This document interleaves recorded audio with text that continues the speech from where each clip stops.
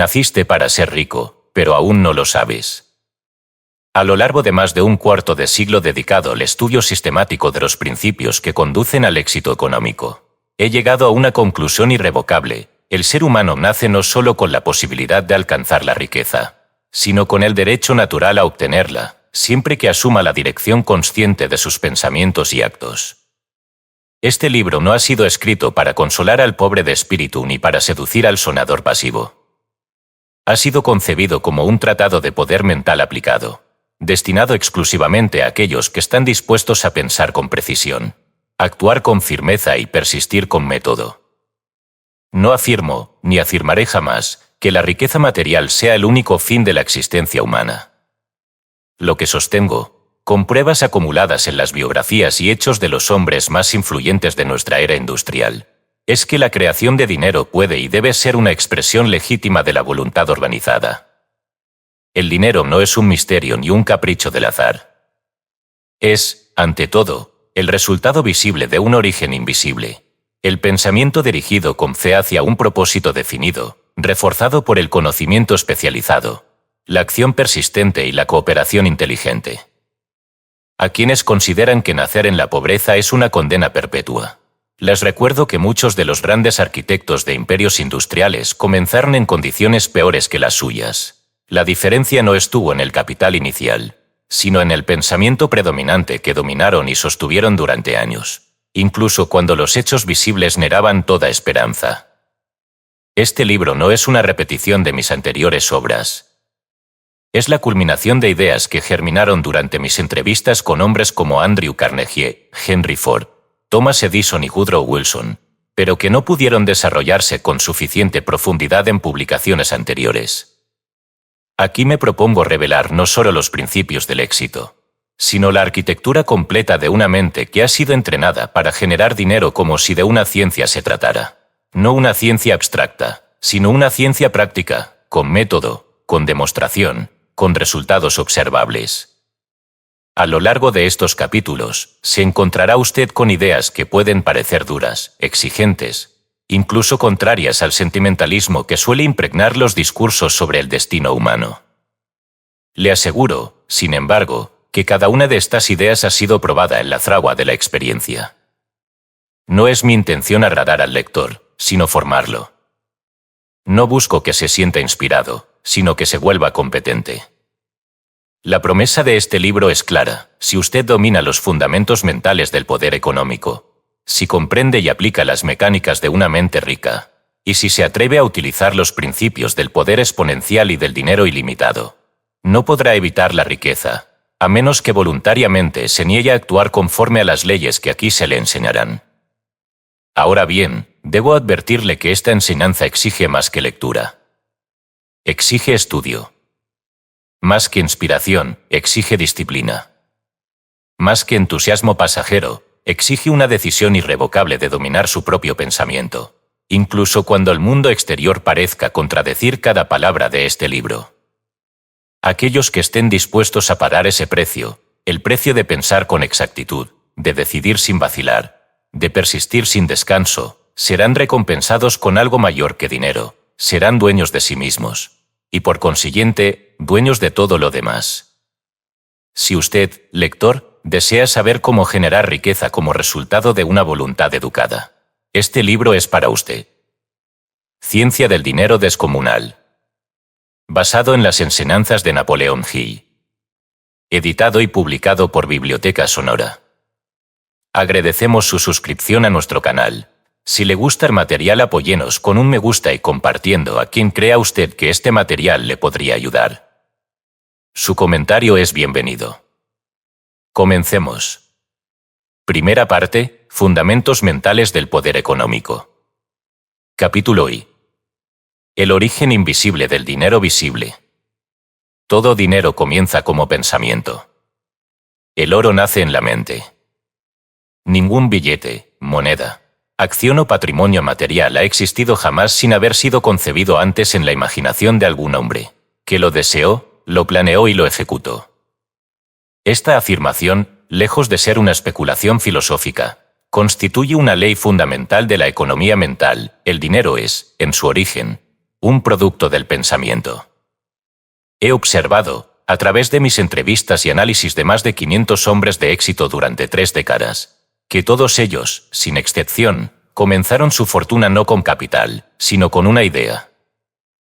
Henry Ford, antes de producir el primer automóvil accesible al ciudadano común, visualizó su existencia en la soledad de su taller, mucho antes de contar con los recursos necesarios. Andrew Carnegie, el magnate del acero, trazó mentalmente su imperio cuando aún era un joven pobre, empleado en una empresa de telégrafos. Thomas Edison, antes de iluminar ciudades enteras, encendió primero la chispa de su visión en el laboratorio de su mente. Si usted desea dinero, debe comenzar por la misma senda, el pensamiento creador. No se trata simplemente de desear riqueza, como quien anhela sin rumbo. Se trata de pensar de forma dirigida, organizada, sostenida y revestida de propósito. Pensar, en este contexto, no significa imaginar castillos en el aire, sino establecer una imagen mental precisa del resultado deseado, con todos sus detalles, y luego mantener esa imagen como un plano arquitectónico que guiará todas sus acciones. El pensamiento, para producir dinero, debe cumplir con 3 condiciones esenciales. 1. Debe ser definido. Una mente que flota entre múltiples deseos nunca concentra su energía en ninguno. No se puede querer dinero en abstracto. Se debe querer una cantidad específica, con una finalidad determinada y un plazo claro. 2. Debe ser sostenido.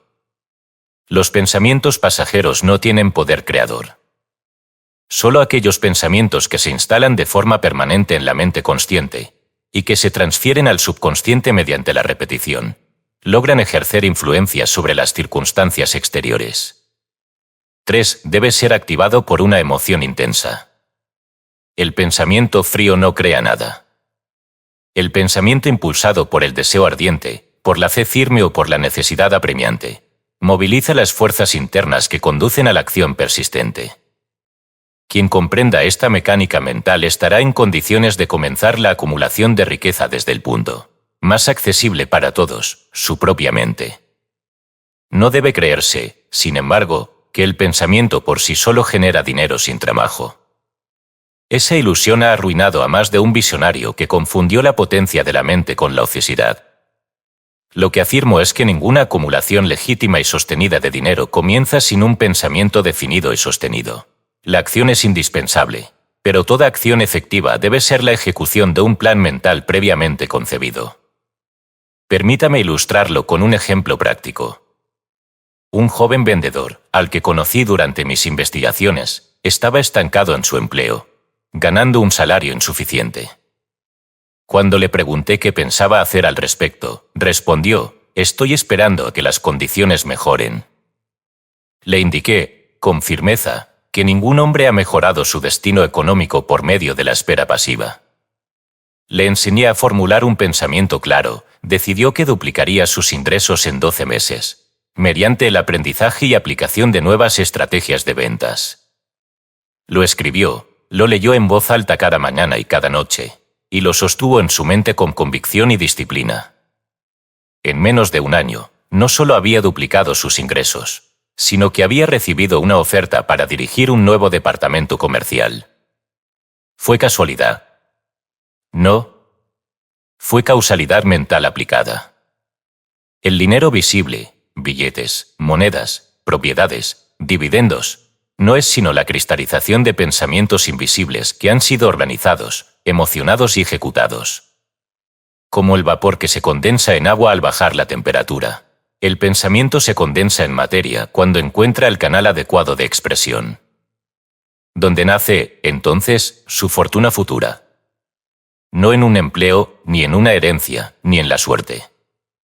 Nace en su mente, hoy mismo, si decide asumir la responsabilidad de pensar con propósito. Usted es el único arquitecto de su prosperidad futura. Los planos están en su cerebro. ¿Comenzará a trazarlos o seguirá esperando a que alguien más construya su palacio? Ningún banco puede negar crédito al que ya ha creado en su mente una fortuna mental respaldada por deseo, fe, planificación y acción. Porque ese hombre ya es rico, aunque aún no lo sepa el mundo. Y tarde o temprano, el mundo lo sabrá. Capítulo 2. Deseo ardiente, el fuego que derrite obstáculos. El deseo como impulso creador, innegociable, dirigido. Entre todos los impulsos que mueven al hombre hacia la acción económica, ninguno posee tanta fuerza motriz como el deseo ardiente. He empleado esta expresión con deliberación, porque no basta con desear, es preciso desear con una intensidad que queme toda excusa, que anule toda distracción y que convierta al pensamiento en un mandato ineludible para la voluntad. La historia de todos los triunfos financieros comienza con un deseo tan dominante que llega a absorber la atención total del individuo. He comprobado, en los archivos mentales de los hombres que construyeron fortunas, que cada uno de ellos fue, en algún momento de su vida, consumido por un deseo que no admitía negación.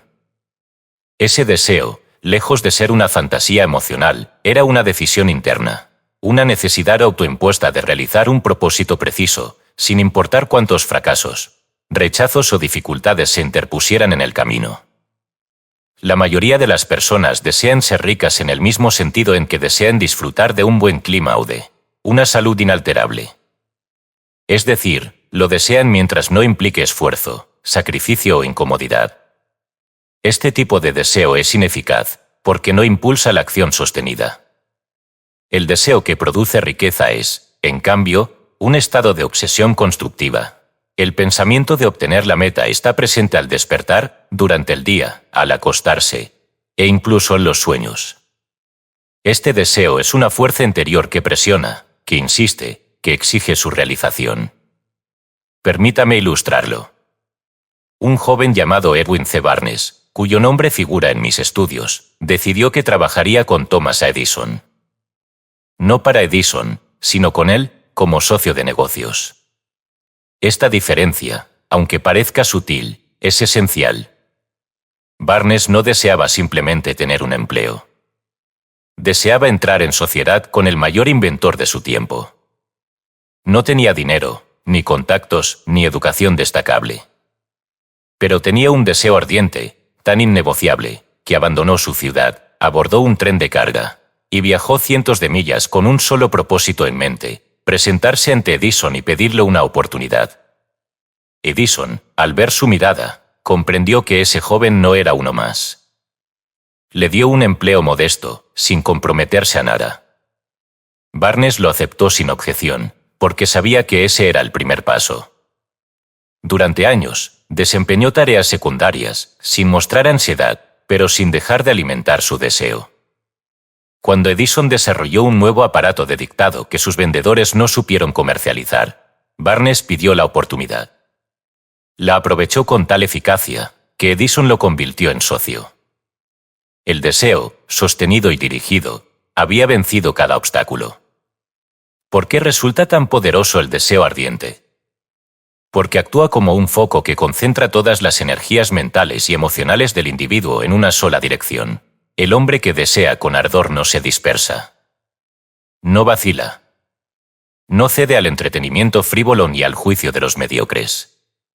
Sabe lo que quiere y actúa en consecuencia, día tras día, sin necesidad de motivación externa.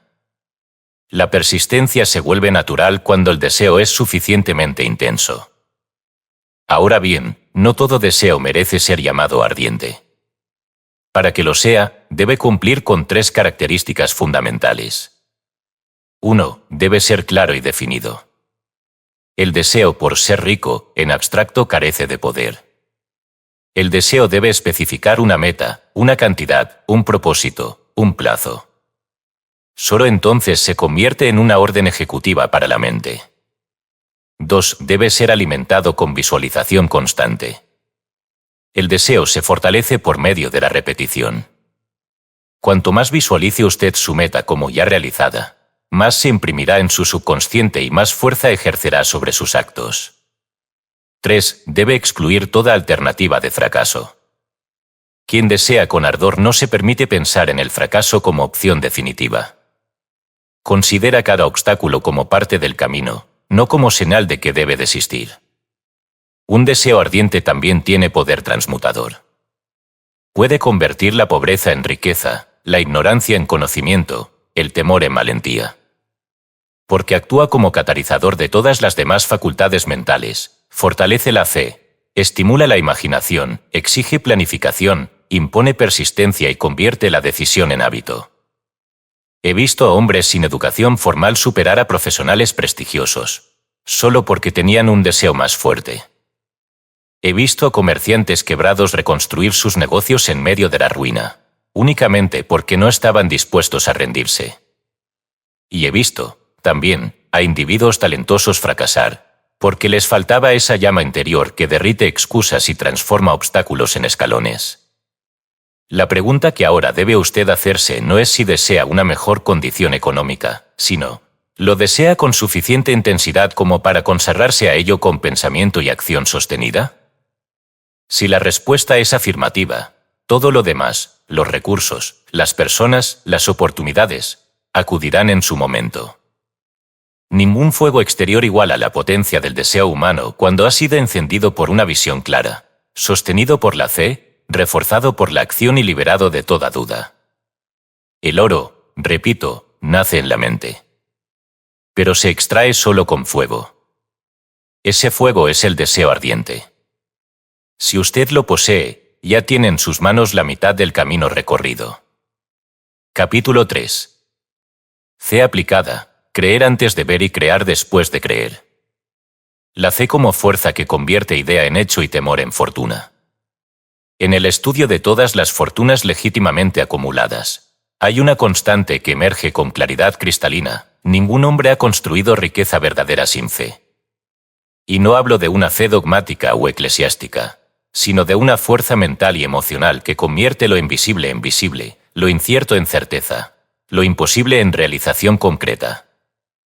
La fe aplicada es, en esencia, el acto de ver con la mente antes de ver con los ojos, y de obrar como si lo deseado ya existiera, hasta que efectivamente exista. El individuo que carece de fe se paraliza ante el primer obstáculo, se acobarda ante la crítica, se desvía ante la duda, y finalmente fracasa no por falta de capacidad, sino por falta de convicción.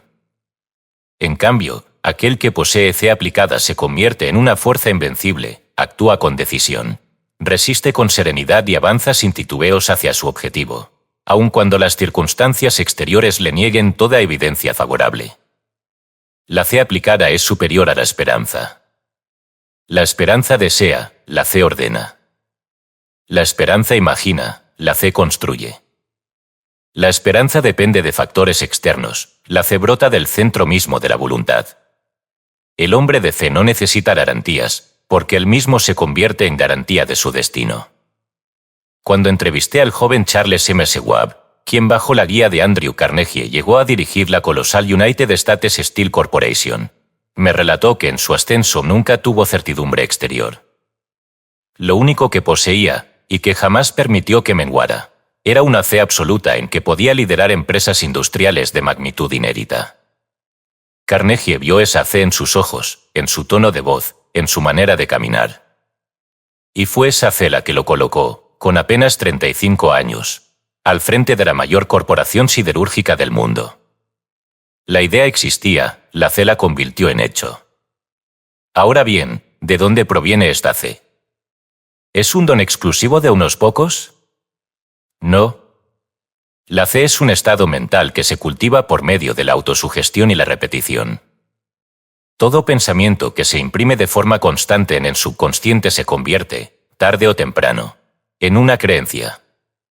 Y toda creencia influye directamente en nuestras acciones. Si usted repite diariamente que está destinado al fracaso, el subconsciente lo aceptará como mandato y lo conducirá a la derrota. Pero si repite con convicción que es capaz de alcanzar una meta específica, y acompaña esa afirmación con acción decidida, su mente se alineará con esa posibilidad hasta convertirla en realidad.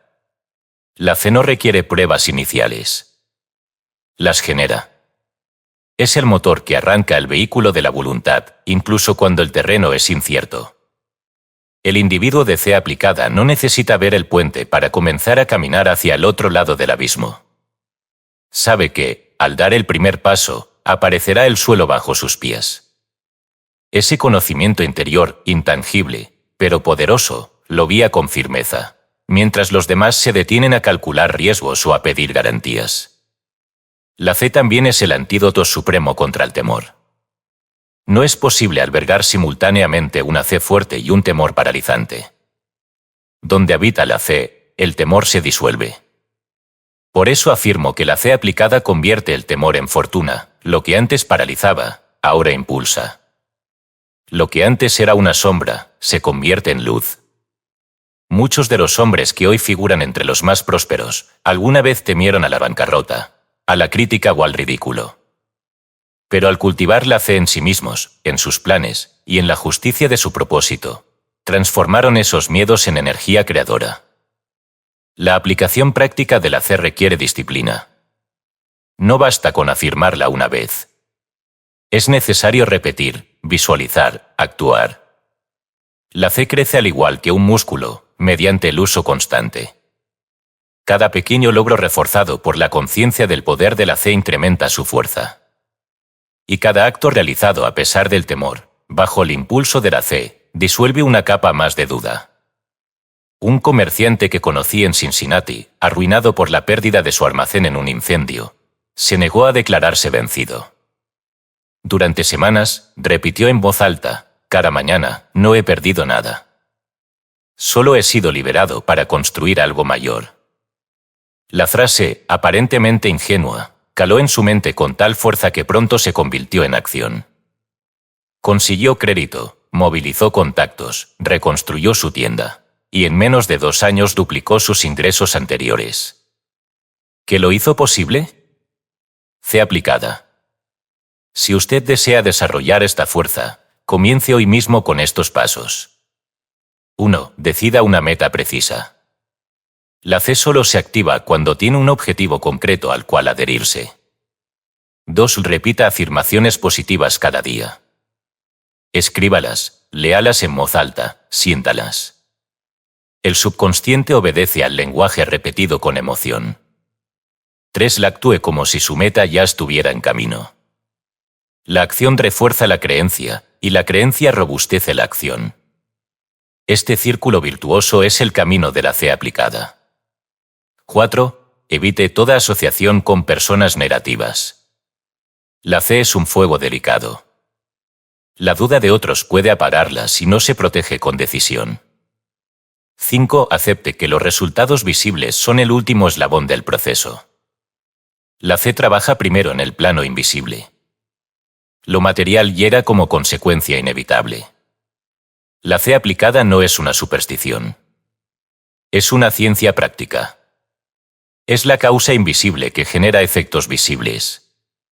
Es la sustancia del éxito antes de que se manifieste.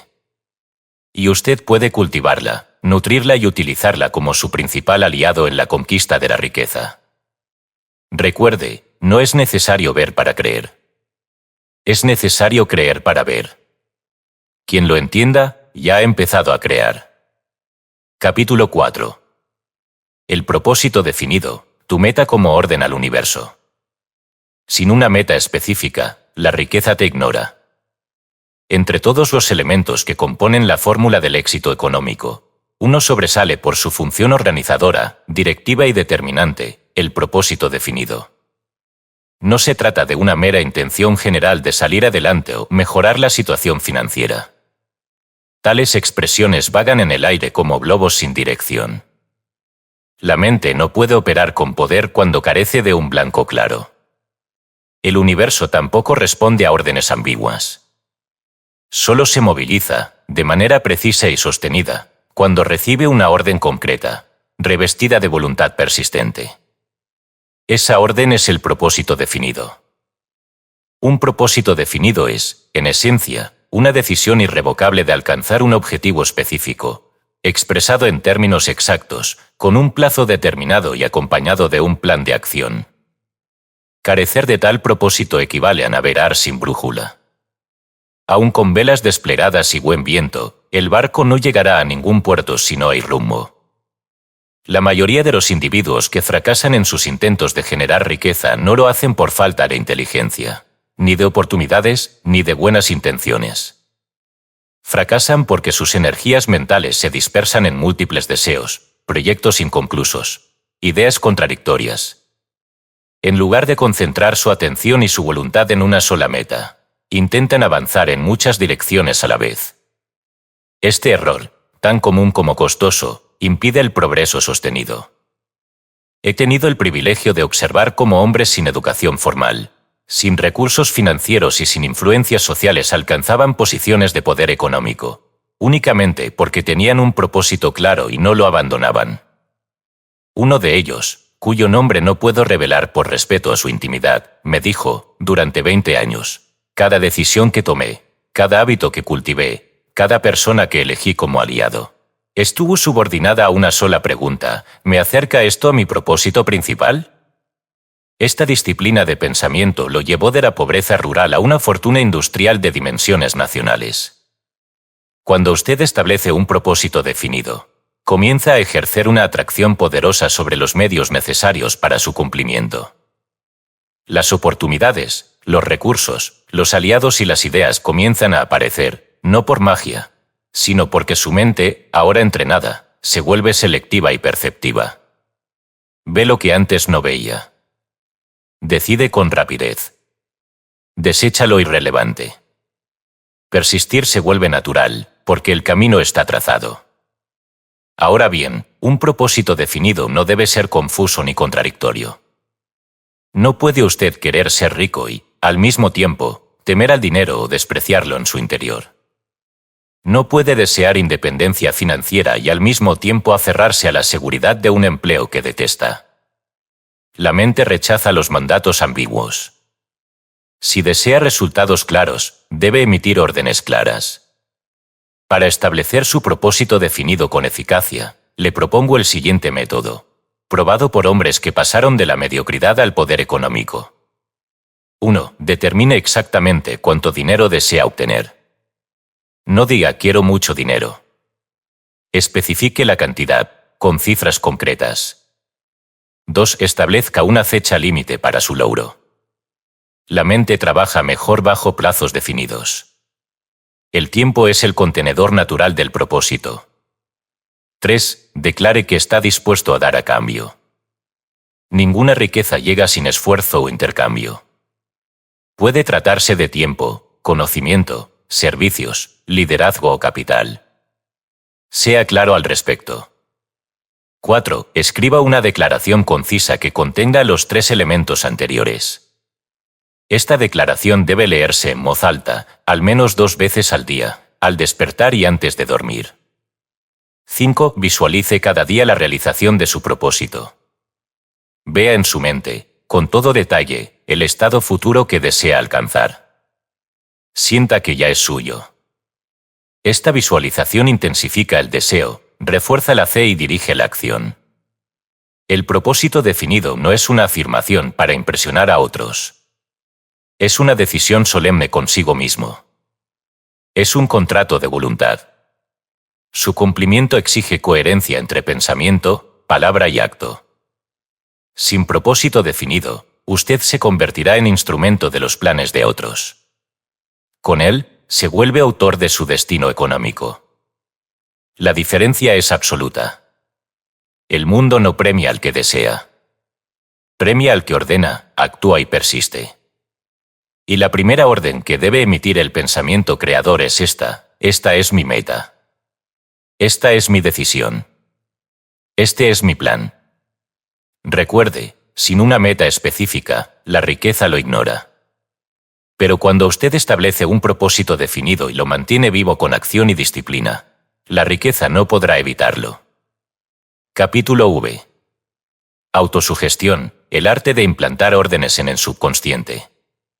Cómo hablarle a tu mente hasta que obedezca con resultados. El ser humano no actúa conforme a lo que sabe, sino conforme a lo que cree profundamente. Esta afirmación, que podría parecer paradójica, constituye la base de uno de los principios más poderosos del pensamiento aplicado, la autosugestión.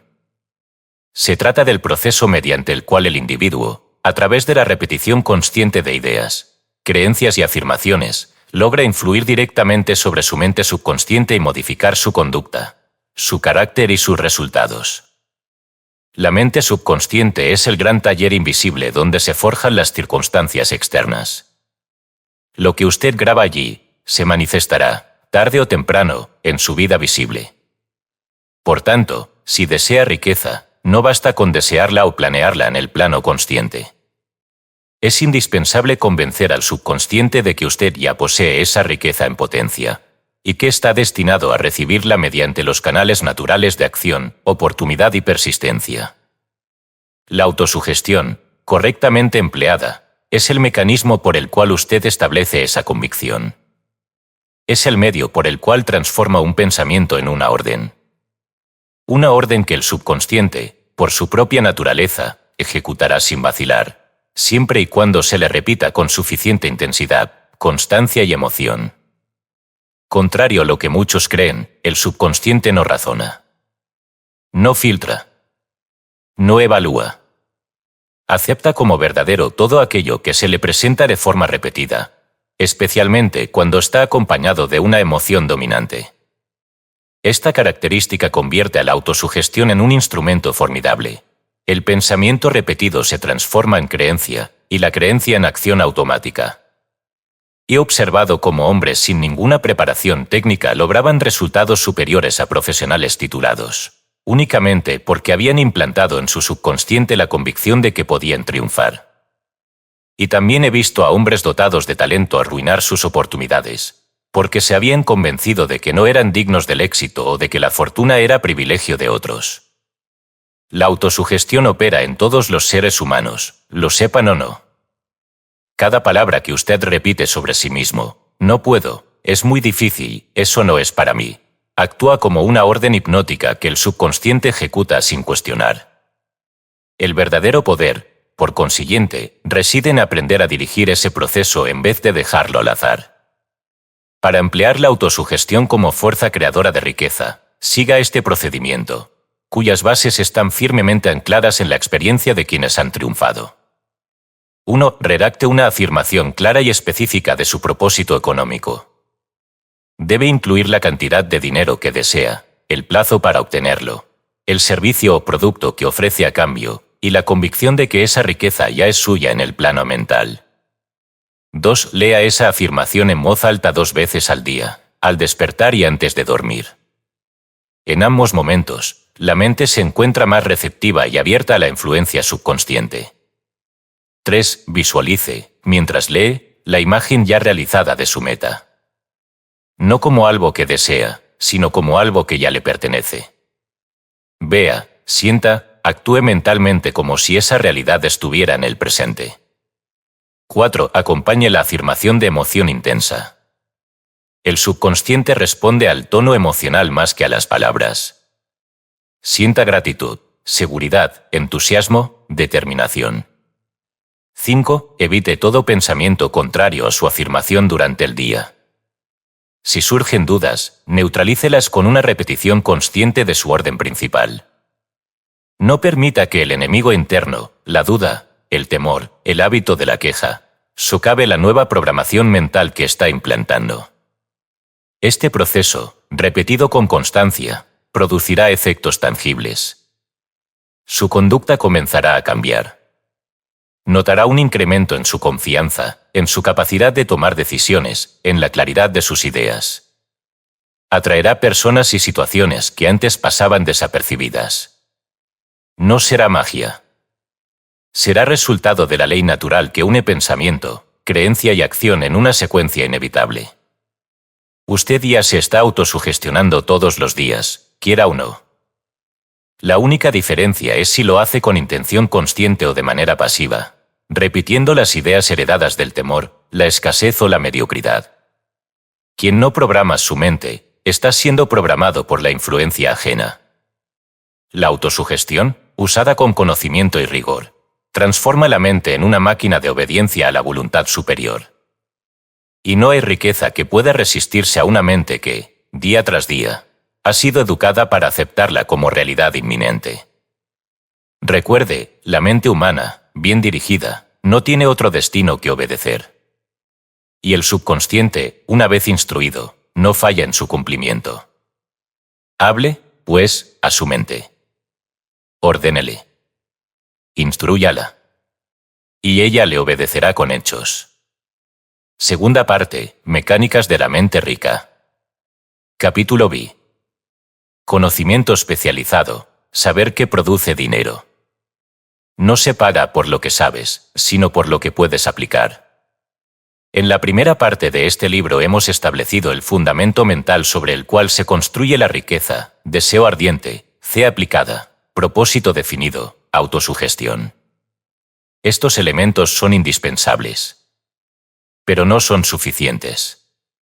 Una vez que el fuego del deseo está encendido y que la mente se ha alineado con una meta clara, el siguiente paso exige precisión práctica. Se trata de adquirir y organizar conocimiento especializado. El lector debe comprender que el conocimiento, por sí solo, no es poder. El poder proviene del conocimiento que ha sido seleccionado con inteligencia, organizado con método y aplicado con decisión a un propósito definido. Las bibliotecas están llenas de saberes inertes. Las universidades, repletas de graduados que no han producido un centavo con lo que han estudiado. En cambio, hay hombres sin título académico que dirigen imperios industriales, porque han aprendido a convertir saber en resultado. El mundo no premia al que sabe mucho, sino al que sabe hacer. No se trata de cuánto conoce usted, sino de cuánto valor puede generar a partir de lo que conoce. El conocimiento que produce dinero debe estar subordinado a un fin práctico. Debe ser funcional. Debe responder a una necesidad concreta. Y, sobre todo, debe ser capaz de convertirse en acción productiva. Pongamos un ejemplo. Un ingeniero puede saber todo sobre estructuras metálicas. Pero si ese conocimiento permanece en su mente o en sus cuadernos, no le generará riqueza alguna. Si, en cambio, aplica ese saber para diseñar puentes, edificios, soluciones de transporte, entonces ese conocimiento se convierte en fuente de ingresos. Y si, además, lo organiza en una empresa, contrata personal capaz y ofrece su servicio al mercado, ese conocimiento puede multiplicarse hasta convertirse en una fortuna. Por ello, el lector que aspira a formar una mente rica debe hacerse dos preguntas fundamentales. 1. ¿Qué conocimiento poseo que puede aplicarse de forma rentable a un problema real del mundo? 2. ¿Y qué conocimiento me falta adquirir para ejecutar con excelencia mi propósito definido? Estas preguntas, respondidas con sinceridad y método, lo colocarán en el camino del conocimiento especializado. A continuación, deberá trazar un plan para fortalecer esa área con estudio, práctica y alianzas. Es crucial destacar que el conocimiento especializado no siempre debe ser poseído directamente por quien desea usarlo. Usted puede rodearse de expertos, contratar consultores, asociarse con técnicos o profesionales que complementen sus capacidades. Lo que importa no es que usted sepa hacerlo todo, sino que sepa cómo organizar los saberes necesarios para ejecutar su plan de riqueza. Este fue el método de Henry Ford. Él mismo reconoció que no era un hombre erudito. Pero tenía un propósito definido: producir un automóvil asequible para todos, y supo rodearse de ingenieros, administradores y técnicos capaces. Su genio no estaba en saberlo todo, sino en saber cómo reunir a los que sabían y cómo aplicar ese saber a una causa práctica. Así construyó una de las mayores fortunas de su tiempo. El conocimiento especializado puede adquirirse por múltiples vías. Lectura dirigida y constante. Cursos técnicos o profesionales. Observación de quienes ya obtienen resultados. Práctica directa, ensayo y corrección. Conversaciones con personas informadas. Asistencia a conferencias, talleres y círculos de trabajo. Participación en alianzas productivas. Pero debe quedar claro, ningún conocimiento produce frutos si no está subordinado a un propósito, si no es aplicado de inmediato, si no se adapta a las condiciones del mercado. La mente rica es selectiva, no dispersa. Estudia lo que necesita. Desecha lo accesorio. Aplica lo aprendido. Y continúa aprendiendo con humildad. Muchos confunden el aprendizaje con la acumulación de datos. Pero el verdadero conocimiento que enriquece es el que transforma la capacidad de actuar, de resolver problemas, de crear valor. Ese es el tipo de saber que el mercado recompensa. No le pararán por lo que sabe, le pararán por lo que puede hacer con lo que sabe. En resumen, el conocimiento especializado es la materia prima de la mente rica. Sin él, el deseo es estéril, la fe es ciega, el propósito es abstracto. Pero con él, esos elementos se convierten en herramientas eficaces para transformar el pensamiento en riqueza. Aprenda, sí. Pero aprenda lo que pueda aplicar. Y aplíquelo con vigor. Capítulo 7. Imaginación organizada, convertir ideas en riqueza. La fábrica interna donde los millonarios crean antes de construir. Toda riqueza humana comienza, en última instancia, como una idea.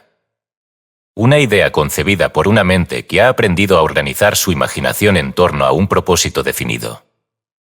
La imaginación, cuando no está dirigida, es fantasía. Cuando se disciplina y se alinea con un objetivo económico, se convierte en una herramienta creadora de fortuna.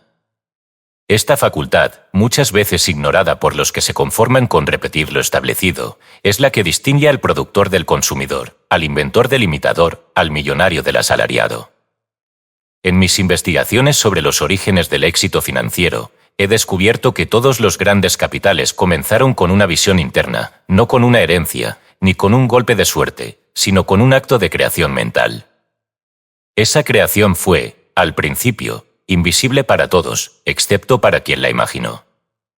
Pero con el tiempo, esa imagen interna, sostenida con claridad y trabajada con inteligencia, se transformó en una empresa, un producto, una solución de valor para el mundo. Llamo imaginación organizada al uso disciplinado de la facultad creativa para concebir, diseñar y estructurar soluciones, servicios, mejoras o innovaciones que puedan ser intercambiadas por dinero. No toda imaginación es organizada. Existen dos formas principales. 1. Imaginación sintética. Consiste en reorganizar conocimientos existentes en nuevas combinaciones útiles. Es la que utiliza un comerciante que mejora una estrategia de ventas, un fabricante que adapta un diseño conocido, un escritor que aplica técnicas narrativas con nuevos temas. Este tipo de imaginación es frecuente y valiosa, porque parte de lo ya conocido para crear algo funcional. 2. Imaginación creativa. Es la facultad de generar ideas originales, nunca antes vistas. Surge como una intuición, una inspiración súbita, una visión completa. Esta forma de imaginación es la que ha dado nacimiento a inventos, métodos revolucionarios, modelos de negocio inéditos. Requiere, no obstante, una mente entrenada y un estado de conexión profunda con el propósito superior del individuo. Tanto la una como la otra son valiosas para crear riqueza, siempre y cuando estén subordinadas a una intención práctica. No se trata de imaginar por imaginar, sino de imaginar con dirección. La mente rica se convierte en una fábrica de ideas útiles y convierte esas ideas en activos económicos. Tenga presente, ninguna maquinaria, ninguna patente, ningún método de producción, ninguna marca surgió primero en el mundo exterior. Todo fue antes un bosquejo mental. Lo que diferencia al hombre común del hombre rico es que este último aprendió a confiar en su capacidad de imaginar y trabajó incansablemente para traducir esa visión en realidad concreta. ¿Cómo se desarrolla esta facultad? La imaginación, como el músculo, crece con el uso. Y se organiza con método. Y aquí algunos ejercicios prácticos. Dedique diariamente un tiempo breve, de preferencia en la mañana, para pensar exclusivamente en mejoras a su trabajo, negocio o propósito económico. No acepte ideas vagas. Escriba con detalle todo lo que imagine. Pregúntese con frecuencia, ¿qué necesidad del mercado puedo satisfacer de manera diferente o superior? Esta pregunta activa la creatividad orientada al valor. Analice ideas que le parezcan imposibles. No las descarte. Escríbalas. Conviértase en su propio laboratorio mental. Muchas grandes fortunas nacieron de ideas que en su momento parecían absurdas. Mantenga un cuaderno exclusivo de ideas. Cada noche, registre 3 nuevas. No importa su viabilidad inmediata. Acostumbre a su mente a crear bajo demanda. Estimule su mente con lectura selecta. La imaginación se alimenta de ideas. Lea sobre industrias, soluciones, biografías de inventores y empresarios. Recuerde que el mundo siempre está dispuesto a pagar generosamente por soluciones. Si usted desarrolla la capacidad de imaginar esas soluciones antes que otros, y si sabe cómo llevarlas al terreno práctico, poseerá una fuente inagotable de riqueza. La imaginación organizada, combinada con conocimiento especializado y un propósito definido, convierte a la mente en el instrumento más poderoso de producción de capital que ha existido.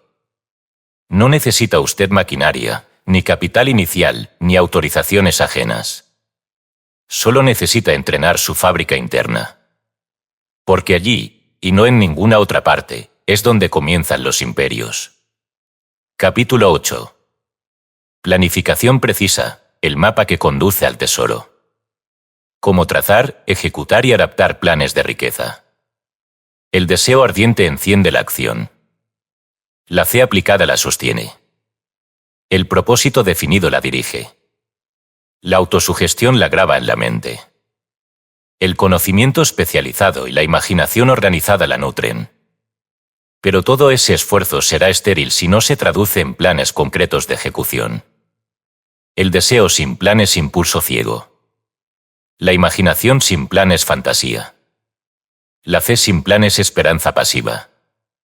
Quien desea riqueza debe trazar un camino preciso que conduzca hasta ella, con la misma meticulosidad con la que un cartógrafo diseña un mapa o un ingeniero proyecta una obra. La riqueza no responde a la improvisación. Responde a la organización.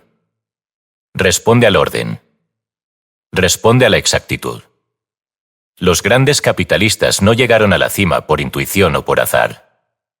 Cada uno de ellos desarrolló un método. Un plan. Un sistema. Y fue su adhesión constante a ese sistema lo que les permitió avanzar, incluso en medio de la incertidumbre. Planificar no es escribir buenas intenciones.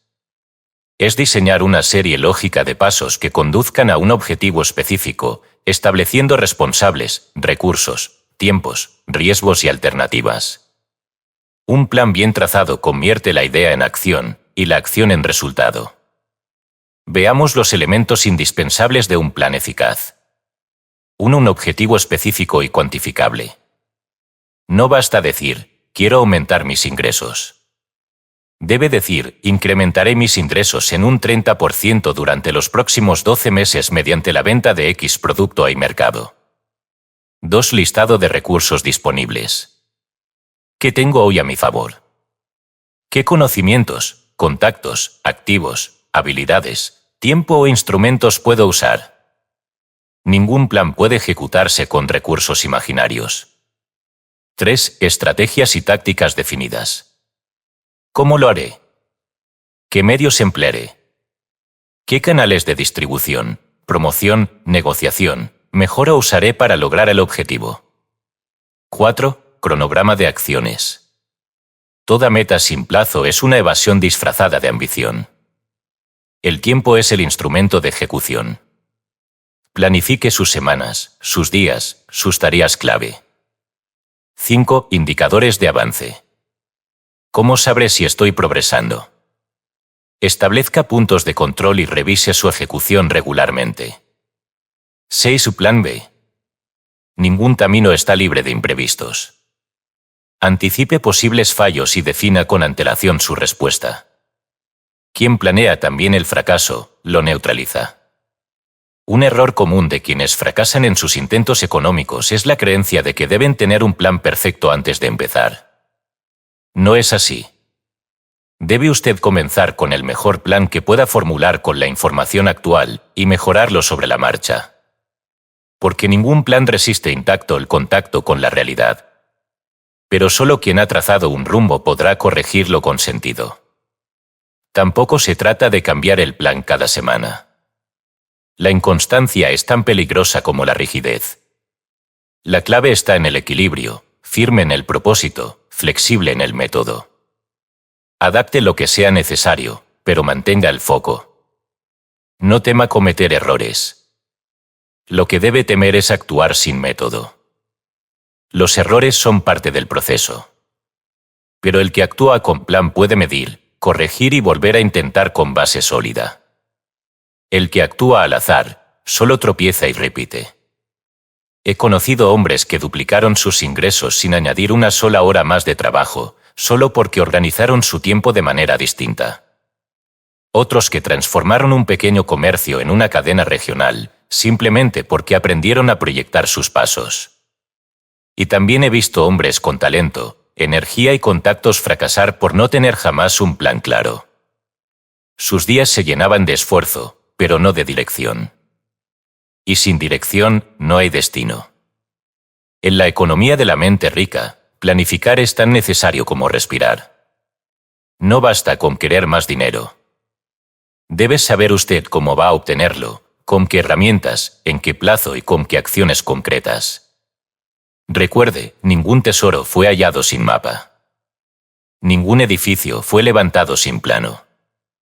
Ninguna fortuna fue creada sin estrategia. El plan no garantiza el éxito inmediato, pero garantiza que su esfuerzo será acumulativo y no disperso. Quien planea, gana en el tiempo. Quien improvisa, lo pierde. Capítulo 9. Decisión inquebrantable, la puerta que abre el futuro. Dudar es empobrecerse. Decidir es enriquecerse. En el camino hacia la riqueza, pocos errores resultan tan costosos como la indecisión. Dudar no solo detiene el avance, lo anula. Mientras el hombre indeciso sopesa eternamente las posibilidades, el decidido ya ha dado 10 pasos hacia el logro. La riqueza, en todas sus formas, favorece al que decide. La pobreza, en cambio, acoge al que vacila. Es ley de causa y efecto, una mente que no decide es una mente que no construye.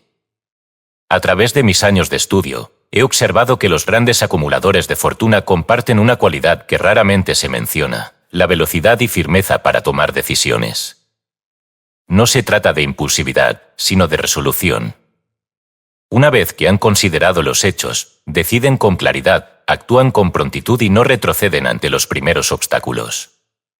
Esta capacidad no es innata. Es una disciplina mental. Se desarrolla como el músculo, mediante uso constante y consciente. La mayoría de los fracasos económicos que he examinado pueden rastrearse hasta una cadena de decisiones evitadas, pospuestas o delegadas. El comerciante que no define su público, el empresario que no elige un mercado, el obrero que no decide aprender una nueva habilidad, el joven que pospone su idea esperando el momento perfecto, todos ellos, sin saberlo, han elegido la derrota por omisión. La indecisión roba tiempo, debilita el propósito, erosiona la fe. Paraliza la imaginación y sabotea la acción. Una mente que duda no puede sostener un plan, ni alimentar un deseo ardiente, ni ejecutar una autosugestión eficaz. En cambio, el acto de decidir, cuando nace de una voluntad entrenada, actúa como disparador de todas las demás facultades mentales. La decisión concentra, dirige, libera. Se convierte en fuerza. ¿De qué depende una decisión inquebrantable? No del azar ni del impulso, sino de 3 fundamentos que el lector debe cultivar. 1. Claridad de propósito. Solo quien sabe lo que quiere puede decidir con firmeza. Si usted aún vacila en sus decisiones, revise si su meta es lo suficientemente precisa y deseada. Toda decisión nace de una meta clara. 2. Confianza en el criterio propio. El hombre que no se atreve a decidir por sí mismo acaba viviendo según las decisiones de otros. Escuchar consejos puede ser útil, delegar el juicio personal es suicida. 3. Voluntad de asumir las consecuencias. Decidir implica riesgo. Pero no decidir también lo implica, con el agravante de que no habrá avance. Quien teme al error nunca alcanza el acierto. Toda riqueza es hija del riesgo calculado. Uno de los hombres que más profundamente me impresionó durante mis entrevistas fue Thomas Edison. No solo por su genio inventivo, sino por su capacidad para tomar decisiones rápidas, incluso en condiciones de incertidumbre total. Edison decía, no necesito saber que funcionará. Me basta con saber que debo intentarlo.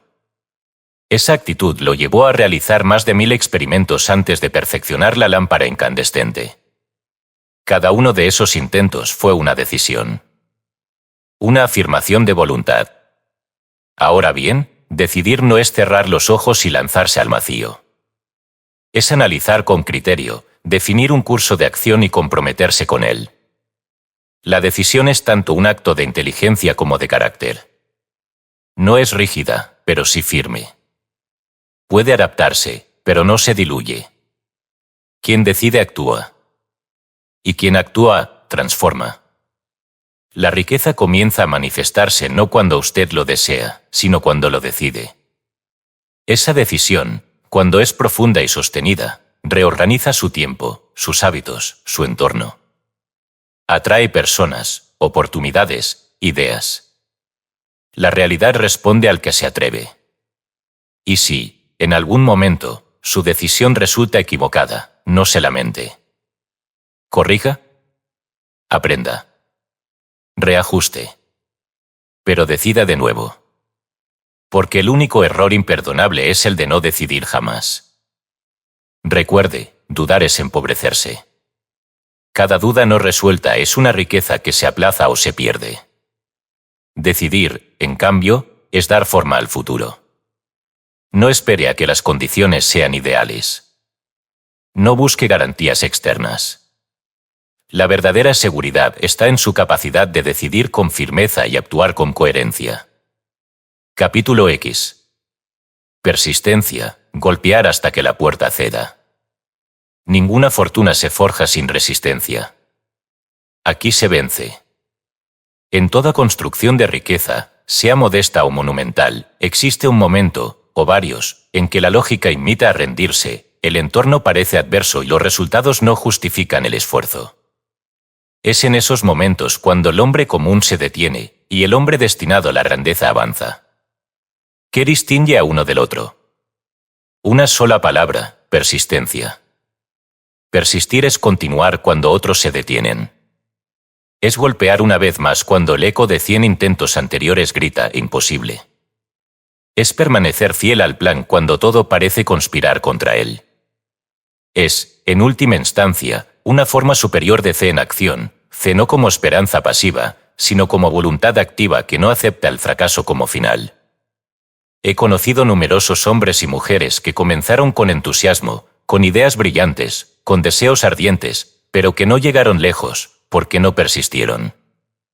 En cambio, los pocos que perseveraron, aún sin poseer el mismo talento inicial, terminaron obteniendo lo que los demás abandonaron.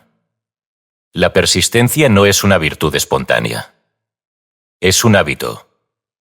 Se construye como el carácter, día a día, acto a acto, decisión tras decisión. Y se fortalece al superar pequeñas resistencias. Porque nadie resiste lo grande sin antes haber dominado lo pequeño. ¿Cuáles son los enemigos naturales de la persistencia? El cansancio mal administrado. No se trata de negarlo, sino de reponerse estratégicamente. La crítica ajena. Los que no persisten suelen atacar a quienes sí lo hacen. La falta de resultados inmediatos. Muchos confunden demora con fracaso. La distracción. Cambiar de rumbo a la primera dificultad equivale a empezar siempre desde cero. Frente a estos enemigos, el hombre persistente actúa con método. 1. Recuerda su propósito constantemente. La persistencia nace del significado. Si usted sabe por qué lucha, tendrá fuerza para continuar. 2. Evalúa, ajusta y sigue. Persistir no es repetir ciegamente, sino mejorar con cada intento. El que persiste con inteligencia acaba venciendo. 3. Se rodea de aliados mentales. Una mente maestra, grupo de personas afines a su visión, refuerza la voluntad en los momentos de fatiga. 4. Convierte la disciplina en rutina. La acción diaria se vuelve hábito, y el hábito neutraliza la duda. Thomas Edison fue interrogado sobre sus más de 1000 intentos fallidos para crear la bombilla eléctrica. Su respuesta fue: no he fracasado 1000 veces. He encontrado 1000 formas que no funcionan. Solo necesito una que sí. Esa frase resume el espíritu de la persistencia: aprender de cada error, avanzar tras cada obstáculo, mantener viva la visión a pesar del retraso. Persistir es también un acto de respeto consigo mismo. Abandonar a la primera dificultad envía a su mente el mensaje de que usted no merece lo que ha decidido lograr. En cambio, cada día que usted continúa, incluso sin resultados visibles, refuerza su autoconcepto de vencedor. Y esa imagen interna es, tarde o temprano, reflejada por la realidad externa. He visto negocios nacer tras 10 rechazos, libros publicarse tras 50 negativas, empresas florecer luego de años de pérdidas. Ninguno de esos logros fue inmediato. Todos fueron hijos de la persistencia. Porque la riqueza no se entrega, se conquista. Y toda conquista requiere resistencia. Recuerde esta verdad esencial: el éxito no es para el más talentoso, ni para el más culto, ni para el más afortunado. Es para el que permanece. Para el que sigue golpeando, ajustando, insistiendo, hasta que la puerta se abra. Y si esa puerta no cede, el persistente construye una propia. La mente rica no se detiene ante el no, ni se rinde ante el retraso. Golpea, evalúa, corrige y golpea otra vez. Hasta que la puerta ceda. Porque sabe que ninguna fortuna se forja sin resistencia. Y sabe, también, que aquí, en este punto exacto donde otros retroceden, aquí se vence. Tercera parte: poder exponencial y dinero ilimitado. Capítulo 11. Mente maestra: multiplicar poder a través de alianzas. Ningún imperio fue creado por un solo hombre. Aprende a unir mentes. La ilusión del individuo solitario que, por fuerza propia, construye una fortuna es una de las más persistentes y más falsas del imaginario popular. La historia económica de la civilización demuestra lo contrario: toda acumulación de poder duradero se basa en la cooperación organizada de inteligencias alineadas hacia un propósito común. A este principio lo he denominado, desde mis primeros estudios, la mente maestra. La mente maestra no es un concepto metafórico. Es un fenómeno real, observable y reproducible. Se manifiesta cada vez que 2 o más personas se unen, de manera armónica y sostenida, para alcanzar un objetivo definido. Cuando esta unión se produce, emerge una fuerza superior a la suma de las partes, una inteligencia colectiva que actúa como una tercera mente, con capacidad ampliada de razonamiento, creatividad, energía y ejecución. Andrew Carnegie, uno de los primeros en explicarme este principio con claridad, atribuyó su fortuna no solo a su visión estratégica, sino al consejo constante de un círculo íntimo de hombres que lo complementaban en conocimiento, carácter y experiencia. Dijo textualmente: la mente de cada uno de estos hombres me pertenece, en tanto que su propósito esté alineado con el mío. Juntos, somos más que una suma de talentos, somos una unidad de poder. Esta alianza inteligente no ocurre por accidente. Requiere 3 condiciones esenciales. 1. O propósito común claramente definido. Toda mente maestra gira en torno a una meta compartida. Sin ella, no hay cohesión, solo reunión social. 2. Armonía emocional y moral entre los miembros. La discordia interna destruye el poder colectivo. La cooperación exige respeto mutuo, lealtad y confianza. 3. Contribución activa de cada participante. Nadie puede ser espectador en una mente maestra. Cada miembro debe aportar su fuerza, su saber y su voluntad al conjunto. Los beneficios de formar o integrarse en una mente maestra son inmensos. Se accede a conocimientos, ideas y experiencias que uno solo no podría reunir. Se incrementa el poder de decisión mediante la consulta razonada. Se multiplica la energía emocional al compartir entusiasmo y superar juntos la dificultad. Se refuerza la persistencia, pues el grupo actúa como antídoto frente al desánimo individual. No se trata de buscar socios solo por necesidad económica. La mente maestra trasciende la sociedad mercantil. Puede formarse entre colegas, entre amigos, entre miembros de una organización que compartan visión y compromiso. Su objetivo es generar un campo mental superior, en el cual las ideas circulen, los planes se fortalezcan y la acción se acelere.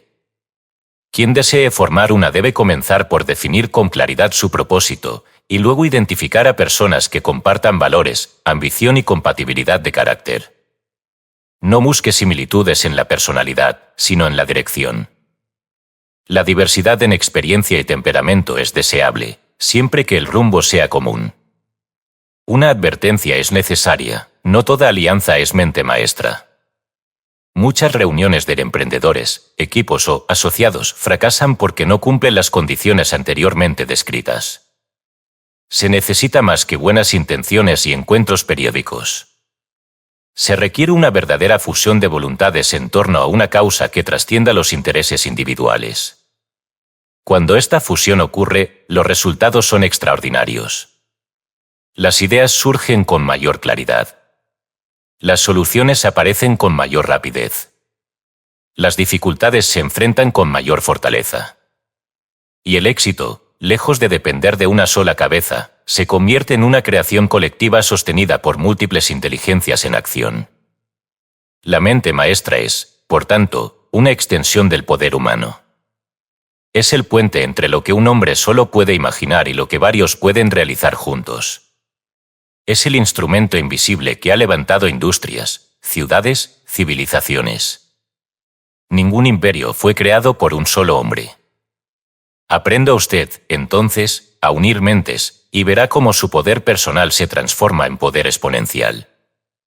Capítulo 12. Transmutación del deseo, cómo convertir energía en resultados. Sexo, emoción, ambición, el uso superior de las fuerzas humanas. La mayoría de los hombres fracasan no por falta de deseo, sino por no saber cómo transformar ese deseo en fuerza creadora. Poseen energía, pero la dispersan. Sienten impulsos poderosos, pero los reprimen o los derrochan. No han aprendido el arte supremo de la transmutación, el acto voluntario de canalizar las fuerzas emocionales más intensas del ser humano hacia fines constructivos y productivos. Entre todas las fuerzas naturales del hombre, ninguna iguala en intensidad y frecuencia al impulso sexual. Esta energía, lejos de ser un obstáculo o una distracción, es una de las más ricas fuentes de vitalidad, imaginación y persistencia.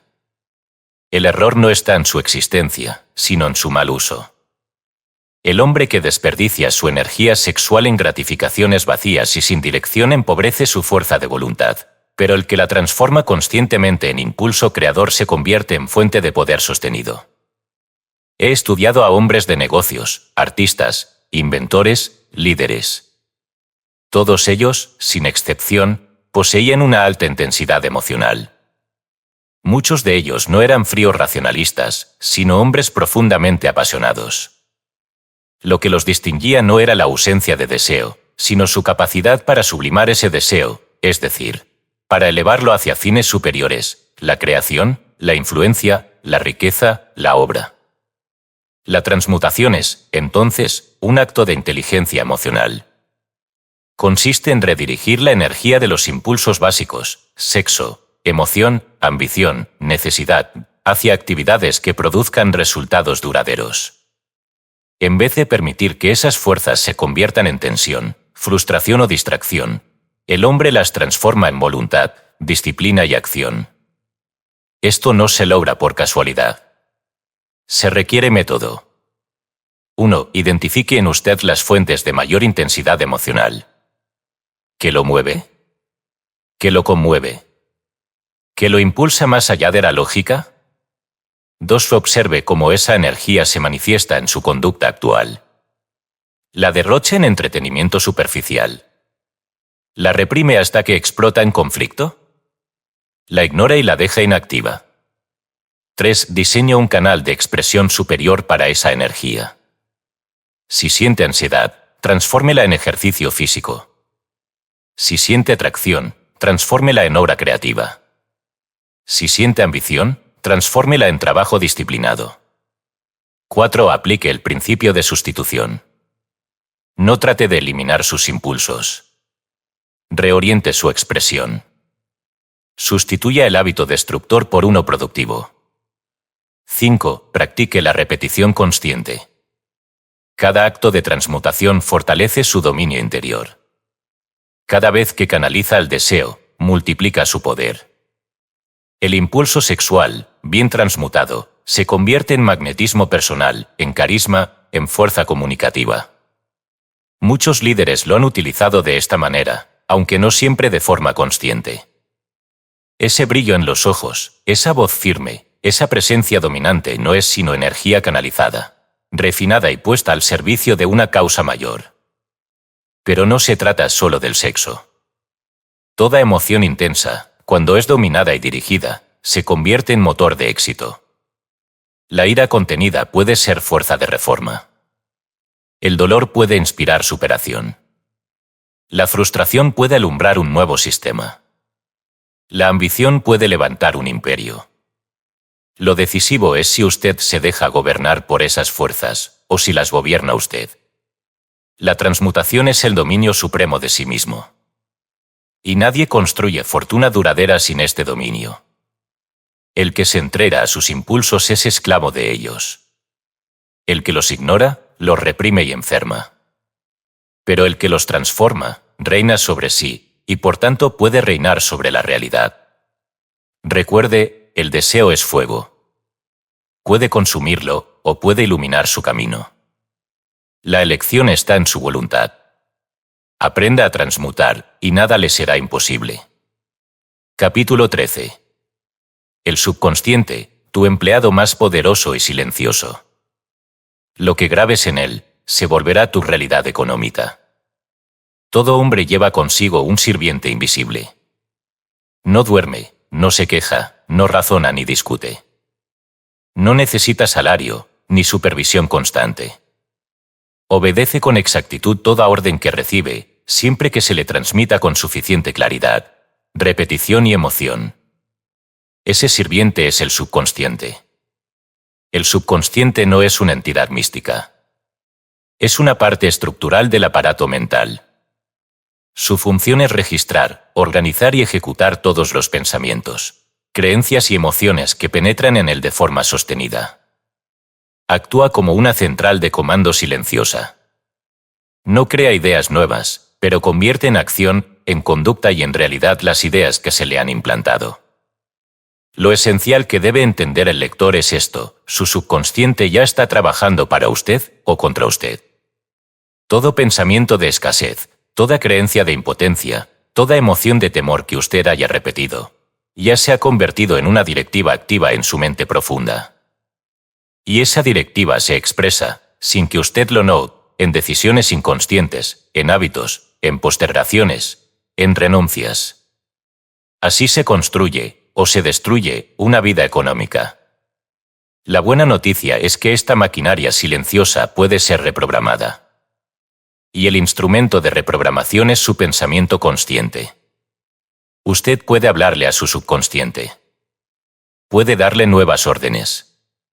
Puede instruirlo para que trabaje a favor de su propósito económico. Pero deberá hacerlo como un jefe firme y persistente, no como un orador ocasional. ¿Y cómo se graba una orden en el subconsciente? A través de 3 llaves principales. 1. Repetición verbal. Toda afirmación repetida con frecuencia, en voz clara, penetra eventualmente en la mente profunda. De ahí el valor de las declaraciones diarias, que no son superstición sino disciplina mental. 2. Imágenes mentales. El subconsciente responde poderosamente a la visualización. No distingue entre lo real y lo intensamente imaginado. Si usted visualiza con detalle su estado económico deseado, y lo acompaña con emoción, su mente subconsciente comenzará a actuar como si eso ya fuera su realidad. 3. Emoción dominante. El lenguaje del subconsciente no es la lógica, sino el sentimiento. Toda idea acompañada de fuerte emoción, sea positiva o negativa, queda impresa con profundidad. Por eso los traumas perduran, y también por eso los sueños verdaderos se vuelven inevitables cuando se sostienen con pasión. He observado, en miles de casos, Que el cambio exterior comienza en el momento en que el individuo cambia su conversación interna. Cuando deja de repetir no puedo, no es para mí, es difícil, y empieza a decirse lo lograré. Estoy en camino, esta es mi decisión, se produce una reprogramación silenciosa, pero imparable. Esa nueva programación lo lleva a actuar distinto, a percibir oportunidades donde antes veía obstáculos, a tomar decisiones que antes temía. El subconsciente también es el encargado de gestionar su sistema de hábitos. Una vez que una acción se repite lo suficiente, el subconsciente la automatiza. Esto significa que usted puede convertir en hábito la planificación, la disciplina, el estudio, la inversión, la venta y, del mismo modo, puede reemplazar hábitos destructivos por otros nuevos, si instruye a su mente profunda con constancia. Pero debe tener presente algo crucial: el subconsciente no elige por usted. Solo obedece. Si usted no lo dirige, será dirigido por las impresiones del entorno, por los comentarios de otros, por los fracasos pasados, por la propaganda de la mediocridad. Por eso es su deber, si desea riqueza verdadera, convertirse en el amo consciente de su mente subconsciente. Piense en él como un empleado poderoso y obediente, pero ciego. No ve hacia dónde va. No cuestiona sus órdenes. Pero moverá montañas si usted lo guía con claridad. La riqueza, como toda realidad externa, no es más que la cristalización de un modelo interno que primero fue implantado, luego alimentado, y finalmente ejecutado por este empleado invisible. Lo que usted grabe en su subconsciente con disciplina y fe se volverá su circunstancia económica. Puede ser pobreza, si graba temor, desorden y duda. O puede ser abundancia, si graba propósito, seguridad y acción. La elección, como siempre, es suya. Pero recuerde, ese empleado ya está trabajando. La única pregunta es, ¿bajo qué órdenes? Capítulo 14. El sexto sentido financiero: percibir oportunidades invisibles. Cómo desarrollar intuición económica y sentido de oportunidad. A lo largo de mis investigaciones, he observado un fenómeno recurrente entre los hombres que han acumulado grandes fortunas.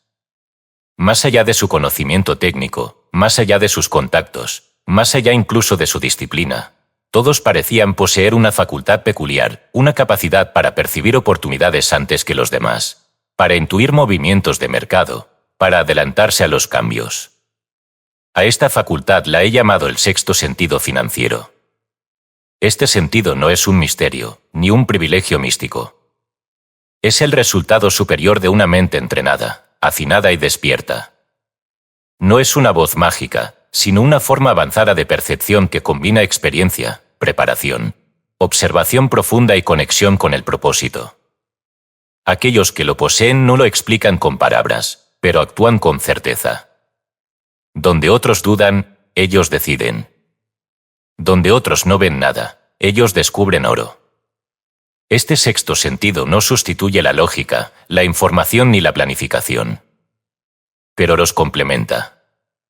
Actúa cuando todas las variables han sido consideradas y aún queda un margen de incertidumbre. En ese punto crítico, donde otros se detienen, el sexto sentido sugiere una acción, orienta una elección, confirma una intuición. Y quienes han aprendido a escucharlo, lo siguen. ¿Cómo se desarrolla este sentido? No nace de la nada. Es fruto de 3 procesos que el lector puede cultivar con método. 1. Silencio interior y observación externa. La intuición solo habla cuando la mente no está saturada de ruido. El que vive en urgencia constante, rodeado de opiniones ajenas, no escucha su voz interna. El que se detiene, observa, medita y evalúa en calma, abre espacio para que surjan percepciones profundas. 2. Acumulación de experiencia significativa. El sexto sentido se nutre del contacto real con el mercado, con las personas, con los errores y los aciertos. No se forma en el aislamiento, sino en la acción reflexiva. Cada negociación, cada intento, cada fracaso procesado con conciencia alimenta esta capacidad. 3. Vinculación constante con el propósito superior. Cuando un hombre ha definido su misión económica y se mantiene fiel a ella, desarrolla una sensibilidad aguda para identificar aquello que le sirve y desechar lo que lo desvía. Su brújula interna se afina. El sexto sentido financiero puede manifestarse de muchas formas. Una corazonada firme ante una inversión. Una sensación de urgencia que lo impulsa a actuar. Una claridad repentina sobre un producto, un cliente o una estrategia. Una resistencia inexplicable ante una propuesta que parece favorable, pero no lo es. A menudo, los grandes movimientos de capital se deciden con base en esta percepción. No porque ignore los datos, sino porque los integra en un nivel más profundo. Y quienes la poseen, no la sustituyen por la razón, la iluminan con ella. Hay quienes ignoran este sentido y actúan solo con frialdad analítica. Obtienen resultados correctos, pero limitados. Otros, en cambio, aprenden a escuchar esa señal, a corroborarla con su mente y a actuar con decisión. Son los que parecen estar siempre en el lugar correcto, en el momento adecuado. No porque tengan suerte, sino porque tienen percepción. Esta percepción también tiene enemigos. Los más comunes son el miedo, que nubla la intuición y distorsiona la señal. El exceso de lógica, que bloquea toda sensación que no pueda explicarse de inmediato. La presión social, que lleva al individuo a ignorar su impresión interna por complacer a otros. La impaciencia, que impulsa a actuar sin esperar a que el sentido interno madure su señal. Para fortalecer esta facultad, practique diariamente el recogimiento mental. Antes de tomar decisiones importantes, haga silencio. Escuche su primera impresión. No actúe de inmediato, pero no la ignore. Analícela, contraste, y si se confirma, sígala con firmeza. Asimismo, lleve un registro de sus intuiciones económicas. Anote qué sintió, cuando lo sintió, qué ocurrió. Este hábito lo entrenará para distinguir entre una corazonada superficial y una señal genuina de su sexto sentido. Recuerde, los mercados cambian, las cifras oscilan, los planes se adaptan. Pero el que ha cultivado una mente afinada, educada en la observación, el propósito y la experiencia, lleva consigo un radar silencioso. No lo guía el azar, lo guía su percepción. Y esa percepción, cuando es cultivada, se convierte en una de las herramientas más valiosas del constructor de riqueza. Capítulo 15. Vencer los 6 fantasmas del fracaso, el último umbral.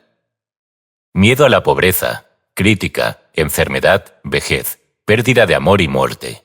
Cómo dominar a cada uno y alcanzar la cima. Hemos recorrido, a lo largo de estas páginas, el camino del pensamiento aplicado a la creación de riqueza. Hemos establecido los fundamentos mentales, analizado las mecánicas de la mente rica y explorado los principios del poder exponencial. Sin embargo, antes de alcanzar la cima, se impone enfrentar un obstáculo final, los 6 fantasmas del fracaso. No son enemigos visibles. No portan armas. Pero derrotan a millones de hombres cada año sin disparar una bala. Son los enemigos interiores, los miedos fundamentales. Estos miedos son los guardianes del umbral. Se interponen entre usted y la realización plena de su potencial. No se manifiestan siempre como pánico abierto. A menudo aparecen como duda, postergación, inseguridad, apatía. Pero su efecto es devastador, detienen la acción, erosionan la fe, sabotean la persistencia. Por eso, quien no nos enfrenta conscientemente, queda esclavizado a ellos, y su riqueza permanece latente, jamás manifestada. Veamos cada uno de estos 6 fantasmas, y cómo dominarlos. 1. Miedo a la pobreza. Es el más común y, paradójicamente, el más aceptado. Se presenta como ansiedad ante el futuro, temor a invertir, aversión al riesgo. Este miedo impide actuar con decisión. Quien lo padece trabaja por conservar lo poco que tiene, en lugar de construir lo mucho que podría tener. ¿Cómo vencerlo? Decida que la pobreza no es virtud, sino una condición que puede superarse. Cree un plan de riqueza detallado y comience a ejecutarlo sin vacilar. Asocie mentalmente la riqueza con servicio, libertad y dignidad, no con culpa. 2. Miedo a la crítica. Este miedo paraliza a hombres con ideas brillantes. Por temor al juicio ajeno, muchos no hablan, no venden, no escriben, no crean. La crítica, en sí, no hiere. Lo que hiere es la creencia de que necesitamos aprobación externa para actuar. ¿Cómo vencerlo? Reconozca que todo hombre exitoso ha sido criticado. Elija con conciencia a quien escucha y a quien ignora. Refuerce su propósito hasta que la opinión ajena pierda peso. 3. Miedo a la enfermedad. Se manifiesta como hipocondría, falta de energía, atención excesiva al cuerpo. El temor a enfermar impide vivir con plenitud.